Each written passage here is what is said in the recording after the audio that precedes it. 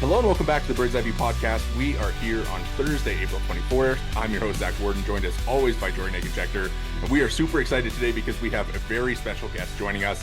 It is Thomas Nestico of TJ Stats. You know him from Twitter. If you are on baseball Twitter, you've definitely seen his stuff. You can find him there on his Substack, on his Patreon. Thomas, thanks so much for taking the time to do this today. Yeah, thanks for having me on, guys. I wish it were under better circumstances for this Toronto Blue Jays team. Obviously, coming off a little, or in the midst of a losing streak here, and a sweep at the hands of the Houston Astros. Before we kind of dive into things, I guess I just kind of want to get your general sense of where things are at with the team and kind of what you've seen from them over this poor stretch here. Frustrating. That would be one word. I would definitely say. It feels like it's been the same thing for the past three seasons. Starting in 2023, they kind of had a departure from that power approach.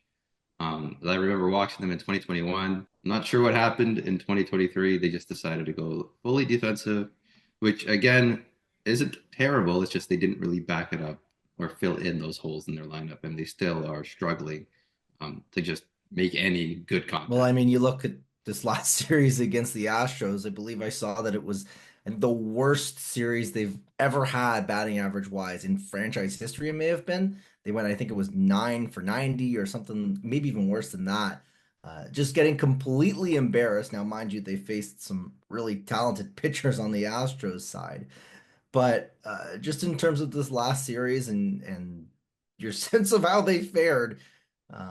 Where's your kind of head at as we head into the end of the week, so to speak, for the Jays? Yeah, it's been quite a tough stretch of teams they faced lately.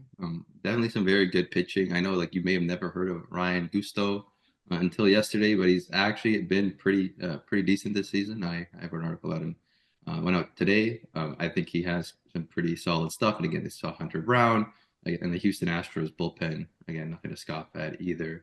So definitely overmatched by their pitching. It's definitely one of the stronger, I guess, pitching corps in the league. It's just again, they're just not lifting the ball. They're just not hitting it hard. It's almost impossible to succeed in the majors if you're not making the solid contact. Again, of course, they're not going to go 9 for 90 for the foreseeable future. That'll definitely regress, bounce back a bit. But it's not no surprise that they are kind of bottom in the league in essentially every power metric. Yeah, I know obviously we are only 25 games into the season, but given that, the general vibe or sense that we've gotten from this offense so far is similar to the one that we've gotten from the team in the past couple of years. I wanted to kind of do this little gamey thing with you where we give you some hitters and I kind of want to get your sense of whether you're preaching patience with these guys or if there's maybe a little bit of a sense of panic even though it is so early in the year. If you're all right with that, we got five Blue Jays hitters and we'll kind of see where you're at with each of them. Starting off, I mean, it's got to be Anthony Santander, obviously, the guy that they bring in on such a big contract, a notoriously slow starter. How are you feeling about him? Is it still patience, even though it has been, pretty profound struggle so far? With Santander, I guess there's always going to be these peaks and valleys. He's just a very swing happy player. He makes a lot of contact outside the zone, which is kind of surprising, but he has that power and that pull ability to take advantage of it. And it's been pretty dreadful watching him. Only two home runs this season. But the underlying metrics are okay. He's like not striking out a lot. His walk rate's about average. So I practice a bit of patience, especially seeing that he, again, notoriously starts off slow. Last season definitely was not what he definitely popped off more in June and throughout the summer. So I definitely practice a bit of patience. It's just, again, they gave him a pretty hefty contract and seeing him struggle right off the bat isn't what you want to see, especially since they kind of did make a big splash to go get him. Another guy that's kind of struggled, but maybe to a bit of a different degree. Bo Bichette obviously had his struggles last year, well documented, and this year hovering around again 700 OPS. The exit velos are looking okay, but the results just not quite there. So, are you kind of feeling okay about him, or is this just the Chris Bryantification of Bo Bichette as I've so begrudgingly described the last couple of years for him? Yeah, with Bichette, again, he led the league in hits. I think it was 2 years in a row. Back when again before he was injured last season, kind of a write-off year. Nothing went well. He's doing okay this year. Like he's hitting the ball hard. He's almost 300 batting average. Like the quality of contact metrics are pretty good. The big issue, I guess, with Bichette or like the lack of home runs we're seeing from it is that he just sprays the ball everywhere. He's not pulling balls. He still has a about average barrel percentage, so he's hitting the ball with good contact in the air. It's just opposite field, straight away. And it's not like super high end power. So he's not like able to go like James Wood opposite field all the time, hit bombs like that. But I think he's doing all right. Again, you'd like to see him maybe dial back a bit with the chasing everywhere. He's still making a lot of contact, and the contact is typically good because he's lifting the ball a lot. It's just maybe getting more into that pull side, or I think he probably shouldn't be the leadoff hitter right now. He doesn't walk a lot of guys. It's just who else are they going to put there right now? I was hoping Alan Roden would take kind of that step, but he hasn't been doing too hot to start the season, and it's just they don't really have kind of like that prototypical leadoff bat. The only other one I would think of is Guerrero because again he gets on base at a pretty good clip. It's just we want people on base or when he's up to bat. So Bichette, I think he's been decent, about average this season. He's still putting a lot of balls in play, which is what we want to see. And it's just maybe a tinker to his approach or something because too many he's spraying it all around. It's going to help his average a lot. It's just he's not going to hit home runs. He doesn't have a home run this season. Yeah, just to almost follow up a little bit on Bo's slow start because this is such a huge platform year for him. I wonder if this is just kind of a case of, just more of the same from last year. Like it's hard to say why he's just continued to struggle so much, especially continuing into the new year because like he's not hurt as far as we can tell. So it's just been a continued kind of struggle for him, right? Yeah, so it looks like his bat speed is down this season, which is pretty surprising, seeing that he is still mid 20s. Um, Maybe he's just tinkering again, just trying to put more balls in play because he is making a fair amount of contact. Uh, it's just I don't know what his goal is. Again, he doesn't need to be hitting home runs all the time if he's able to put the ball in play and get on base. But again, he's not hitting for extra bases really much. It's it's a pretty I don't know. He's not a. I think he would do better if he wasn't leading off. I think that'll be because again he's putting balls in play because he just wants to advance runners. But when he's just the first guy on and there's no one on again, and then you have Guerrero and Santander struggling behind him, it's not really like everything just seems it's kind of dysfunctional from the lineup right now. I'm glad you brought up Alan Roden because he's a guy that we had on our list as well as a guy who, we pretty forced their hand in spring training to make his way onto the roster. He's, was really good at AAA and is just kind of, seemed to be struggling a bunch here recently. And, I think the at-bats at the beginning of the year were a lot better. We've seen, the ground ball rate spike a little bit. The walk rate hasn't quite been there. What have you kind of seen from him and what do you kind of think that he needs to do to get back being this really promising hitting prospect that he was entering the season. Yeah, it seems like he's just trying too hard sometimes. Like his Yeah. chase rate is skyrocketed. He's not walking. The quality of contact, I wasn't really expecting it to be super great, but it's been dreadful. I think you mentioned he's just hitting a bunch of ground balls. I think he probably just needs a reset in AAA. Maybe it's just there's something with it. Again, that jump from AAA to MLB is the big widest it's pretty much ever been before. MLB pitching is just so good, and they faced a lot of really good pitchers. A good thing with him, at least, he's been pretty good in the field. Yeah. But he doesn't have that same value as like Varsho or like something like Jacob Young on the Nationals. That their defense kind of carries their whole profile, but Varsho can also throw fly balls at above average rate, so he can kind of hit home runs and be at least a league average hitter. With Rodin, again, I think he's just trying too hard. Again, the contact rates are decent. It's just he's not making any good contact. And I think I think he just needs some more time in AAA because I was really excited when he came up. Yeah. This first week or two was pretty encouraging as well. maybe they kind of got the book on him because he just does not look like a major league hitter right now.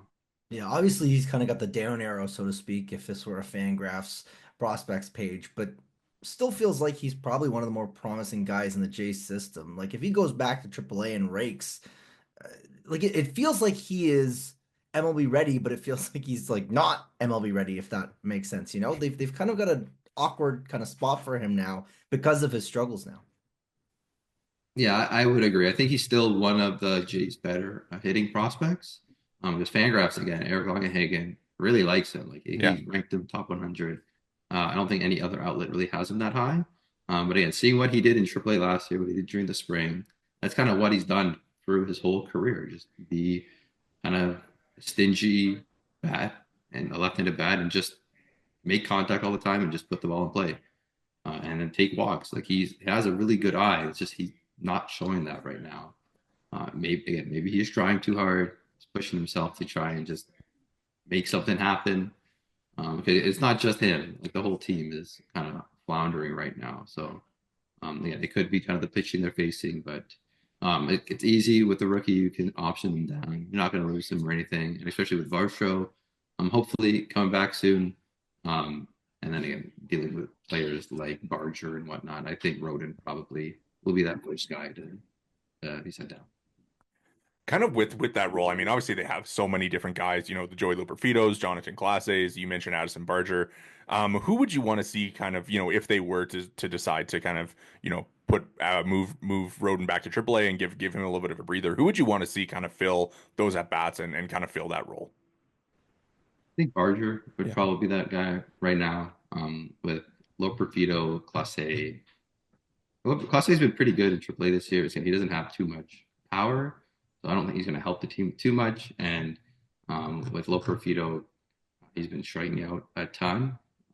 So I think again he probably needs some more seasoning, but he did have bats last season, a pretty large sample there, so I think he could maybe just slot back in. But Barger just has like the tools, like you can see Yeah. the toolbox, in crazy arm, really good power, one of the highest max exit velocities in AAA, and it kind of runs pretty well too. So I think Barger could definitely slot in. Again, he hasn't really doing too well this season, but I think just having someone that can just hit hard, just hit home runs, and just make something happen. Because again, the bottom of the lineup has been pretty.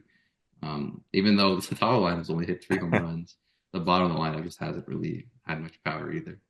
It kind of sounds like there's no power to go around at all, but needless to say, yeah, Barger's a guy actually we had flagged as well to chat with you because you're a well-documented fan of his. I mean, anybody with a toolbox like that is an exciting prospect, but you know, again, like everybody else on the Blue Jays, there's been struggles to start the season. But with him, I don't know if this is maybe just a you trust the tool situation and you've got belief that because of even his success early in the season in AAA and he was hitting well there and then even dating back to last year there were obviously struggles at the big league level, but again, he showed the tools regardless and he's come up and again has shown the tools, namely his arm in the form of a couple of outfield assists earlier this week and over the weekend. So to me, like that's a guy I think that you can't not dream on, even though the early returns on him have been suboptimal to say the least.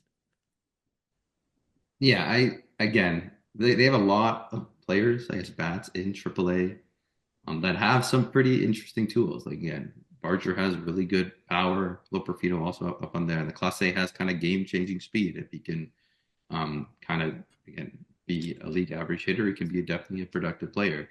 In Barger's case, he just kind of checks off a lot of things. Like he has a really good eye, a really good arm, really good bat speed, but he just really hasn't come to fruition in the majors right now. In AAA, I guess this season he hasn't been doing too well, but again, his quality of contact metrics are great. He's making a lot of contact as well, which is what you want to see. But again, that gap between the majors and the minors, it's just tough to do that, especially as kind of this left-handed bat, filling it in. And again, it's like when they call him up, are they going to play him? Really? Like, then Varsho's back. Is it really worth having your top prospects. Again, Barger isn't really too highly regarded in the industry, but like, do you want them just sitting on the bench, coming in as a replacement, or just even as a platoon option? It's going to be.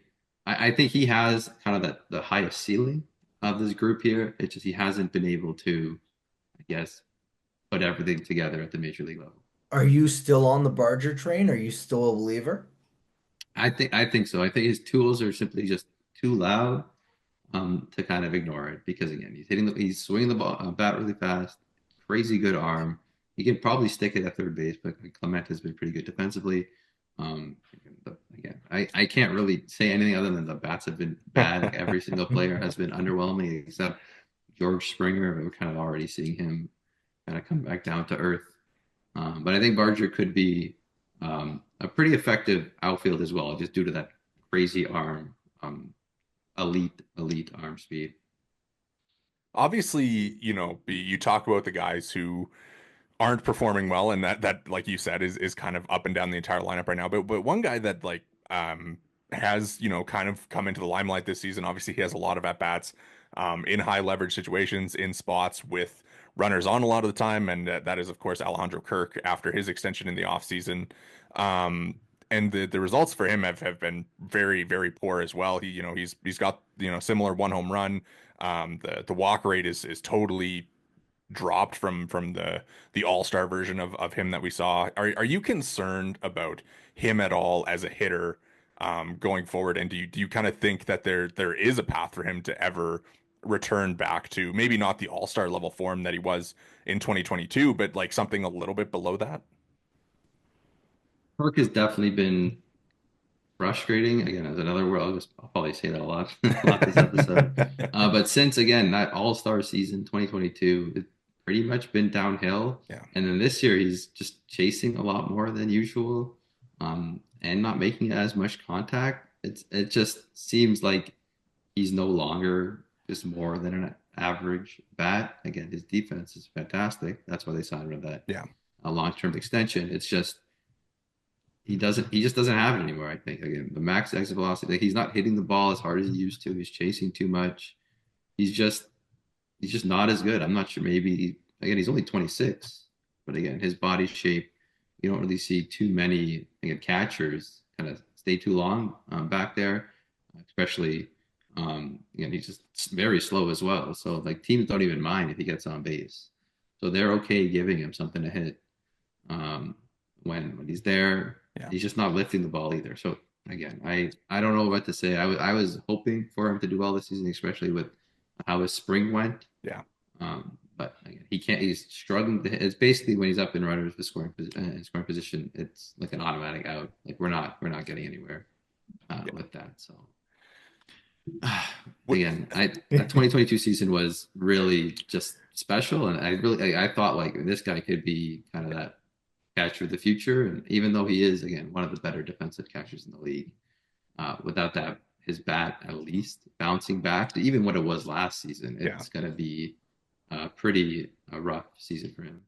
Yeah, especially when I guess you got Tyler Heineman biting on your heels a little bit with the way that he's hit so far. I you know what, this is probably, there's no answer to solving this offense because it's based on the talent they have in the organization. But is there a specific route that you would look at for finding a way to inject some life into the offense, or is it just kind of they're in this wait and see mode with Vlad and Santander to kind of start hitting the ball out of the yard as the weather warms up? Is there really a simple fix for them, like whether it's an option in AAA, a free agent option? Is there any pathway that you see to putting some more runs across the plate? I think with Guerrero, Santander, they'll bounce back. They'll have, like Guerrero hasn't even been too bad this year, just not hitting home runs. Yeah. Santander simply just I just done nothing this season, so he's a good hitter. He's gonna bounce back there. It's just kind of filling out that bottom of the lineup because it's kind of like a black hole right now. Again, they don't have much in the minors. Like or Elvis Martinez was supposed to be that guy. Got busted for PEDs last season. Has been dreadful this year. They have a few other guys like Leo Jimenez, like Loperfido. It's just it doesn't feel like there's that guy in the system. They have pitching prospects, I will say. I think the pitching prospects are definitely, um, I guess, on the upward trend there. But other than that, there really isn't much other than hoping that just their best guys can just bounce back. Again, you have like JD Martinez is a free agent. Again, he's just like a pure DH. But at what point do you just say screw it? We just need someone that can hit and throw him in the lineup. It was kind of like with Brandon Belt in 2023. Yeah. He was really good as a left-handed Yeah. bat. Definitely one of the better power hitters on the team. And then they didn't sign him back for 2024. They decided to go with Justin Turner, and we kind of saw how that ended up.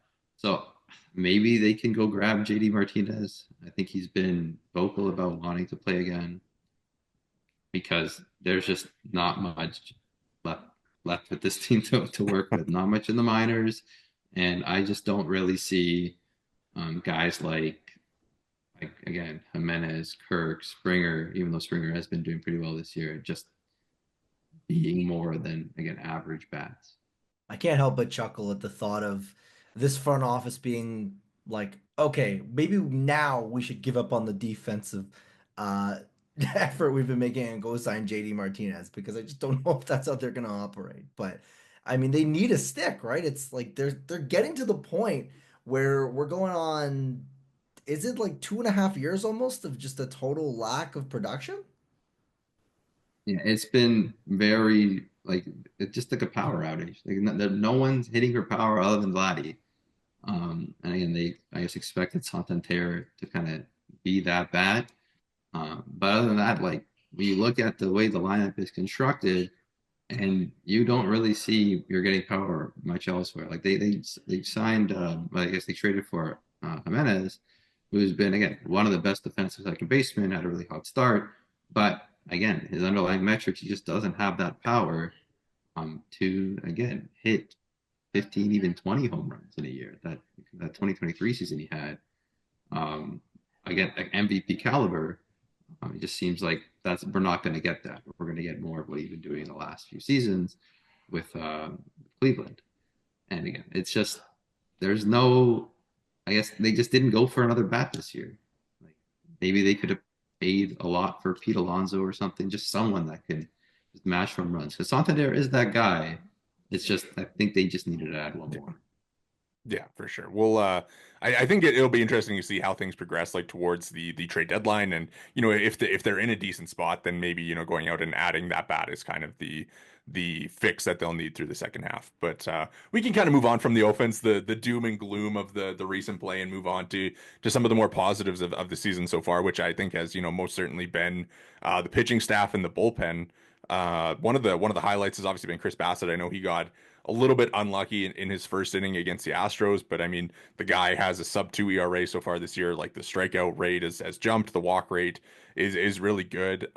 He's been, I think the best version of Chris Bassitt that we may have ever seen so far. What have you kind of taken away from his 5 starts to begin this year? Yeah, Bassett has been really good to start the season near the top of the league, and basically every pitching stat, ERA, FIP, F4, and he has all those different pitches he can just use against anyone. He's kind of similar to someone like Seth Lugo, Yeah. or Yu Darvish. I think it's all backed up basically. His ERA right now, again, it's not going to have a sub 2 ERA like nobody does. But he's not walking anyone. He's striking a bunch of guys out. He's generating a lot of chases, a lot of weak contact. He just has so many different weapons to work with, and that's one thing we've seen pitchers trend towards. We're just adding pitches, more and more pitches. We rarely see pitchers kind of deconstruct or take pitches away. Even just having those extra weapons is very useful. Like we kind of saw Bryce Miller of Seattle last year. I guess in 2023, he was like throwing his fastball 70% of the time. It's a very good fastball, but at a certain point, batters just like, yeah, he's gonna throw me a fastball. I'm gonna swing at it. Then he added in a cutter, a knuckle curveball, a splitter, and now he has kind of the deepest arsenal in baseball. So Bassett, I think he definitely has the tools to be an effective pitcher. Again, all those different pitches, really good command this season. And he's definitely been the brightest spot of the rotation. Again, Gosman's been pretty good too. Francis has been decent. Barrios, I wish he would do better. And that again, finding that fifth starter, his Scherzer is, I'm not sure if he's going to come back. Yeah. Seemed like it was an exciting signing at the time, but it seemed like he's always kind of had these issues with his hand. I don't know if he's going to play again. We may saw his last start of his career. That would be a bummer, honestly, if we didn't get to see him again. Obviously, very very cool signing. One thing with Bassitt for you as a baseball fan, you talk about guys who are kind of widening their arsenals. For you, like just as a guy who likes to watch pitching, like do you kind of prefer to watch like these guys who like just outstuff people, or do you kind of like the kitchen sink and like just kind of throwing everything that you can, like Chris Bassitt does? Yeah, I think both are just interesting to Yeah. watch because like we see players like Hunter Green toss 100-mile-an-hour fastballs and then devastating sliders, and like they're untouchable. But when you can see a pitcher like Bassett or Seth Lugo just have all these different types of pitches and use them in again in any situation they want, it's like an art Yeah. basically. Like when you're looking at like Hunter Green, he's just like a flamethrower. He's just like going all out all the time, and just overpowering guys. But Bassett again, he doesn't have that overpowering stuff. He's that low 90s fastball, and just like these big sweeping breaking balls. He's just able to locate them well and utilize them in such a way that batters just can't make good contact on it, and they're just like flailing at his pitches. And we kind of seen him do this his whole career, basically. His tenure with the Blue Jays has been pretty strong, and this has probably been his best stretch these past five starts. And uh, everything, again, all his ERA indicators kind of back it up that he has been one of the best pitchers in baseball this season. Now, here's my question for you because the other day I know you posted a bit of a Cy Young leaderboard for the AL and NL, and there was a certain Toronto Blue Jays pitcher, Chris Bassitt, listed on there given his strong start. So, is it too early for me to go out and start printing those Chris Bassitt Cy Young t-shirts? Is it too early to be doing so yet? Yeah, so that leaderboard uses a model by, I guess, Tom Pango, the MLB senior data architect. It's just more for projecting who's going to win the Cy Young, and it does a pretty good job at it. At least getting the top two. I guess last year it didn't because it did do the last year, but Class A was still. I think Class A finished second, didn't he? Or whatever he He did. was he was I, top no, three for sure. Yeah. yeah, reliever's never going to win the Cy Young ever, but I guess he kind of broke the model there just because of how dominant he was last season. But with Bassett, again, his results have indicated again using that model, he's been a top five pitcher in the American League. And again, looking again, all his ERA indicators, his expected ERA is fifth. He's been pretty good. He's striking out guys. He's not walking anybody. A really good indicator, I guess, proxy for kind of assessing how good a pitcher's been or how good they will be is their strikeout minus walk percentage. And Bassett, I think, is close to 23, which is well above average. It is one of the best strikeout minus walk percentages in the league, and which again indicates that his 1.88 ERA, although again probably lower than what it would be, is backed up and definitely has the stuff, at least the arsenal and all the tools to be the Jays' most valuable pitcher this season. So what I'm hearing, not the new Jacob deGrom, but also I am okay to print those t-shirts. You mentioned the fifth starter kind of issue that they're having with Max Scherzer and obviously Easton Lucas having his short success two start stretch come to an end and resulting in a demotion to AAA Buffalo. They're gonna skip that spot in the rotation the next time through here. Is there anybody that you like kind of picture as the ideal replacement to kind of fill in that spot until we get more Scherzer news or anything aside from is it Yariel, is it Jake Bloss? Like, I mean, what are you doing if you are in charge for that fifth spot? I I don't know. I thought Lucas was pretty good in the spring. Yeah. I had a pretty good stretch there. He probably could just come back and be a spot starter. He did just get absolutely lit up in his last two starts, which definitely isn't something you want to see, especially from a younger pitcher. It's just now like Bloss, it definitely isn't ready. I think he is improved over the spring. He just the command isn't there right now. He's not striking out anybody. I think he definitely needs a bit more time in AAA. Could get called up once in a while, see what he has in one starter. So, but they don't really have anybody else. I could see the one guy that had a really good debut was Paxton Schultz, who Yeah. had again pretty interesting stuff. He struck out, I think it was nine and like four and two thirds or something, like four and a third. He was looked pretty dominant. So I could see him definitely going in, at least going through two times to the order. Hopefully that gets them the fourth, fifth inning, and then let someone like Yariel piggyback off him. So I think Schultz could be that guy. But just doing well in AAA earlier, and he had that really great debut. It's just that fifth guy. It's always going to be kind of a struggle to find out who it's going to be. Because again, if Schultz goes, again, starts as a spot starter, throws 60, 70 pitches, we're not going to have him the rest of the week, Yeah. basically. So it's it just becomes like, do they just sign somebody else? There are a few starting pitchers available. It's again, Scherzer getting hurt definitely put them in a pretty tough spot to start the season, to say the least. And then Lucas, I think he could come back up and do starts once in a while, especially maybe if the team is poor against lefties, say someone like the Marlins or whatever, just for that one game. But Schultz could be that guy. It's just they don't really have much else, at least near the major leagues right now. Schultz, obviously, like you mentioned, like the great debut. What did you kind of see like from his arsenal that helped him do that?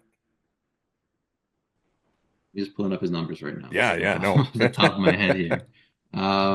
Okay, with Schultz, it's it's a four pitch mix. He has a fastball, cutter, a slider, and a changeup. The fastball does look pretty good. It has a good amount of ride, mid 90s, locates at the top of the zone. So again, from like a pitch characteristic, a stuff perspective, you want to call that, it's probably above average pitch. And again, he was doing well in AAA, and um, again, he doesn't even have prospect grades on Fangraph, so this guy kind of came out of nowhere. But again, I think he has a pretty strong fastball. The changeup is kind of weird because a lot of times you see changeups that run a lot. So their arm Yeah. side run, they'll get like 10, 12 inches of arm side movement. His actually gets very little arm side movement. It's like 4, 3, 5 inches in that range there. So instead of his fastball, I guess his changeup kind of moving away from his fastball, like if you're throwing simultaneously, his Yeah. changeup will actually move inward, which is Okay. kind of weird Yeah. to see. Not many pitchers have that. They actually have one pitcher in the minor right now, um, Cal Steven, who actually has a changeup like that, which I think is one of the better changeups in the minors. But back to Paxton Schultz, I think he has a pretty good fastball changeup combo that could just make him a pretty good, again, five and dive starter. I don't think he'll do too well third time through the order. Again, his stuff isn't too overpowering. But again, if they need someone to just eat up inning, Schultz seems like that guy, and then he kind of backs it up with a cutter and a slider. Nothing too special with those guys. More in the mid to high 80s there. But I think that fastball and changeup combo have some kind of potential to be at least a decent number five guy for the time being. I appreciate you teasing Steven because we're gonna get into him and the success that he's had and just throughout the J system in a minute. But one guy I do want to ask you about in this whole kind of conversation about a fifth starter and kind of their bullpen and the whole mushy kind of area. Last episode we talked about Yariel Rodriguez and exactly what the heck's going on with him, what exactly he is, how the Jays are using him, how they plan to use him, if they should just pick a lane with him. Do you have any kind of feelings on him? Because it feels like he's a guy that they have refused to commit to using as a starter, but also kind of refused to commit to him being a full-time reliever because they're not giving him leverage spots. And, they stretched him out during spring, but now he's again in the bullpen. He's kind of getting tossed here, there, and everywhere. Yeah, I'm not sure how to really think of what they're doing with Rodriguez. I think the signing of Scherzer may have kind of made it a bit murky with what his role was. Because after they got Scherzer, Yariel he's now strictly going to be a reliever this year because Scherzer picks up that fifth spot. So in the spring, he wasn't going too long in his outing. So it looked like he was going to be more of that kind of middle inning, long relief guy. And now, again, he's doing that now. He's not throwing too many innings, but he's also being pretty inefficient in the innings he's throwing. He's not striking many guys out. Walk rate isn't really great either. And I think he has some pretty good stuff. I really like his splitter. His fastball is better this season. I'll say it's just maybe he would prefer to be a starter or have again these longer roles. It's tough to tell. Again, when you mentioned he's kind of being jerked around all the time, like is he going to be a starter? Like last year, he started all 21 games he played last year. And sometimes again those were like bullpen games, so some shorter outings here and there. But now this year, I don't know. I think he'll just continue to be kind of a low leverage arm until he kind of I guess maybe gets his footing. Because we saw again, he's some starts last season he was really dominant. He looked like that guy they signed, like all that hype around him when they signed him back in 2023 or 2024, I guess the winter there. But with Rodriguez, I think he just needs more time. I don't think he definitely is ready for a starter's role right now. I think they'll just try and help, or I guess he works out his kinks in the bullpen. It'll be interesting to follow. He's one of the more intriguing pitchers in the organization, I would say, for what he kind of offers, what they signed him for, and just kind of his general profile. So will be interesting to follow. Jory mentioned, obviously an exciting time for Blue Jays pitching prospects at the lower levels. The Cal Stevens, Trey Savages, Grant Rogers has been really good in Vancouver. You being, an avid prospect follower, I think we can kind of start with Cal Steven, and he's been obviously so great with Dunedin. There was maybe a little bit of, not quite the hype there for him because everybody was so excited about Trey Savage. But for Steven so far, I mean, 1.29 ERA through 21 innings. He's got a nearly 30% K minus BB. What has made him so successful to start his pro career? Yeah, with Steven, you could say he's been the best, I guess, pitcher in Dunedin, Yeah. which is kind of crazy to outperform. Savage number one pick last year, but even though Savage has been pretty good too. He had I think it was his first outing. It was like raining a bunch, so he just walked a bunch of guys. With Steven, very deep pitch mix, and I'd say at least above average command. Like he's gonna be a starter. Like right now, I wrote my article I wrote last week about some Florida State League guys. Thankfully, the Florida State League has StatCast data, and the Blue Jays are in the Florida State League with Dunedin there. We get to see a lot of data about Cal Steven, and again, the fastball looks really good. A lot of life. Kind of throws from more of a kind of a higher three-quarter slot, but again, he gets great extension, above average ride in like the low to mid 90s. So the pitch kind of just jumps up on batters, especially when he locates at the top of the zone. The changeup is definitely something. I think maybe people call it a splitter. Again, it has kind of low spin, so maybe changeup splitter, but whatever it's called, it's great. Fantastic off-speed pitch. Basically, as I was mentioning before, with Paxton Schultz, how his changeup kind of cuts in a bit compared to his fastball. Stevens is more kind of a vertical draw, and typically what you like seeing with off-speed pitches, I guess to your primary fastball, is kind of that vertical separation. And like the best in the majors, like 14 inches, you would see pretty big drops. With Stevens, it's like 18 inches. Wow. It's like a huge drop. Wow. These pitchers, again, the minor league ball is a bit different. Yeah. So I'd expect that again, his changeup to probably not drop as much once he gets at least the AAA, when they use the MLB ball, and again, his fastball would definitely not ride as much. But again, that separation will be key to his success. And he's been able to locate the pitches really well. He's just pounding the zone with basically everything.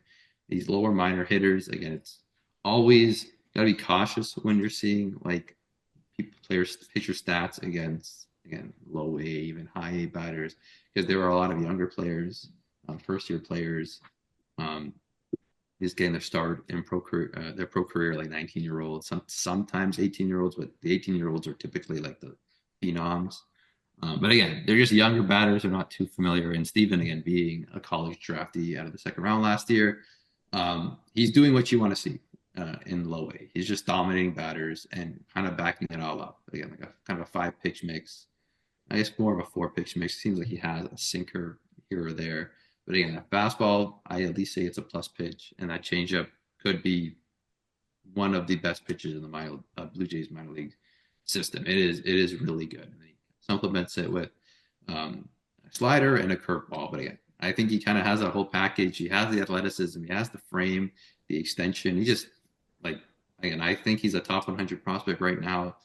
Kind of that back end and kind of looks like a win for the Blue Jays, at least their drafting team from last year.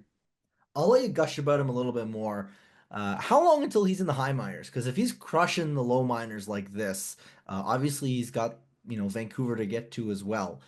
But this is a guy where all the talk last year during the draft, it was about Savage, but a lot of the same stuff was said about Steven, was that these are guys that are going to fly through the minor leagues and that are going to be moving quickly.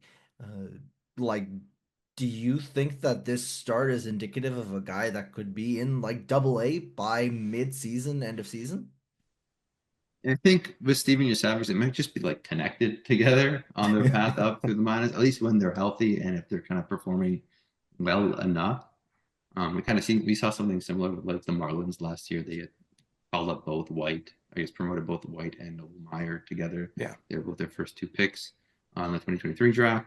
Like with Steven, I think he should be in high A right now. Like I don't think he has really much left to prove. And Dunedin, it might be a weather thing. Yeah. Because again, pitching in warmer weather typically is just more beneficial, probably less likely for injuries. And I'm not sure what the weather is in Vancouver right now. It's probably nice over there. Definitely not as nice as Florida. So might be a little rainy. Yeah, so I think just they'll keep him in there until it gets probably warm enough. I could see maybe a few weeks, and then definitely Double A could maybe September or whatnot. But with the way he's been pitching and kind of stuff he's been showing, I wouldn't be surprised if he kind of storms through high A as well, because he should be at a low A.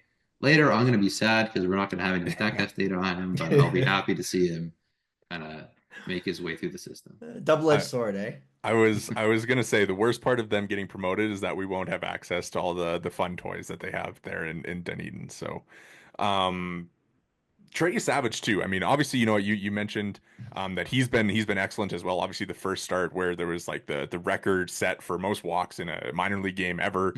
Just a weird overall game, but since then he's been excellent.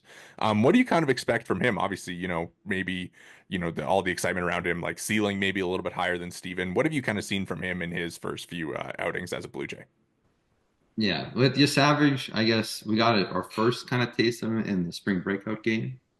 And that was kind of his pro debut for the Blue Jays. And again, it was fantastic. Kind of basically everything that was said about him in the draft kind of shown both in that spring breakout start and also his starts in low A. That kind of crazy, very high release, almost vertical release, very high riding fastball. And then he has that splitter changeup pitch that just devastates batters. Again, having that vertical separation is very key. And he also gets kind of that arm side run to separate it from his fastball. So his Savage, there was like talks that he was like the top 3, like he was in that group of with I guess Chase Burns, Hagen Smith. I think Chase Burns has already kind of just separated himself from everyone, but Savage, he had that some injury scares last season prior to the draft. But I think it probably will be their top pitching prospect. Well, you can call him that right now. Bloss has the proximity advantage, but what we're seeing with Savage, pretty much a full arsenal of plus pitches, pretty crazy, and he seems to have a pretty good feel for them. And similar to Steven, the numbers have just been fantastic, just striking everybody out. It's what you want to see from a high draft pick in the lower minors. It's just going to be a matter of time before he makes his way up again. I feel like Steven and Savage, they'll probably just keep them connected, both advanced pitchers, college arms.